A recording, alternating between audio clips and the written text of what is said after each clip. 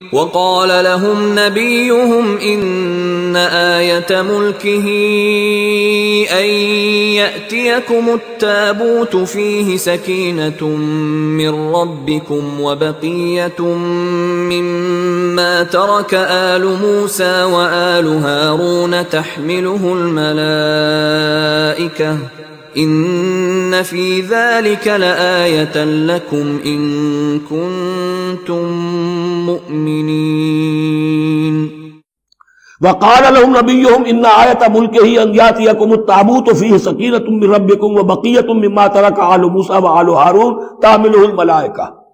اور ان سے کہا ان کے نبی نے کہ طالوت کی بادشاہت کی ایک نشانی یہ ہوگی کہ وہ صندوق جو تمہارے سے جاتا رہا چھن چکا ہے، جس میں سکینہ ہے، تمہارے لیے تسکین کا سامان ہے تمہارے رب کی طرف سے، اور بقیت مما ترک آل موسیٰ و آل ہارون، اور کچھ تبرکات ہیں جو آل موسیٰ اور آل ہارون کے اس صندوق میں رکھے ہوئے ہیں، تحملہ الملائکہ، وہ ملائکہ کی تحویل میں ہے۔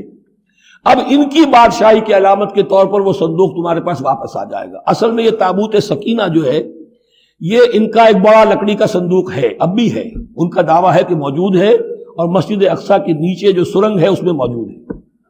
بعض ذرائع سے فوٹو لے کر بھی انہوں نے ڈاکومنٹری فلم بھی ابھی دکھا دی ہے کہ موجود ہے۔ نبوکدنضر نے جب گرایا تھا 586 قبل مسیح میں، جو حضرت سلیمان کا بنایا ہوا ہیکل تھا، اس کے تہخانے میں وہ رہتا تھا، اور وہیں پر جو ربائی تھے وہاں موجود تھے، ربانیین۔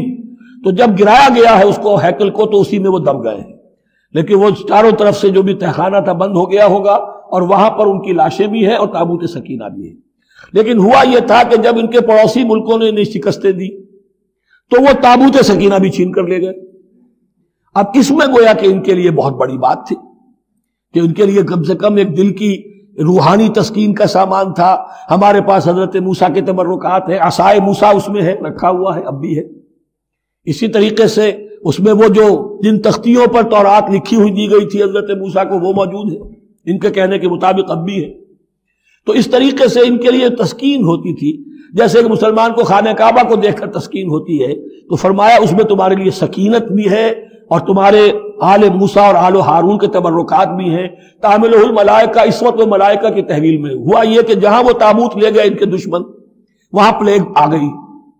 انہوں نے سمجھا کوئی نحوست ہے اس کے اندر جس کی وجہ سے پلیگ آ گئی ہے، انہوں نے ایک چھکڑے کے اوپر اس کو رکھا اور بیلوں کو ہانک دیا، جاؤ جدھر جانا ہے۔ تو حضرت سموئیل نے ان سے کہا کہ طالوت کا اللہ کی طرف سے نامزد کیے جانا ایک علامت اس کی یہ ہوگی کہ وہ تمہارے تسکین کا سامان جو تم سے چھن گیا تھا، ان کے عہد عمارت میں یا ان کے عہد ملوکیت میں تمہیں واپس مل جائے گا، اور وہ فرشتوں کی تحویل میں ہے۔ تو ایک روز وہ چھکڑا جو ہے وہ لیے ہوئے وہ تابوت ان کے ہاں پہنچ گیا۔ ان فی ذلک لآیۃ لکم ان کنتم مؤمنین، یقیناً اس میں تمہارے لیے نشانی ہے اگر تم ماننے والے ہو۔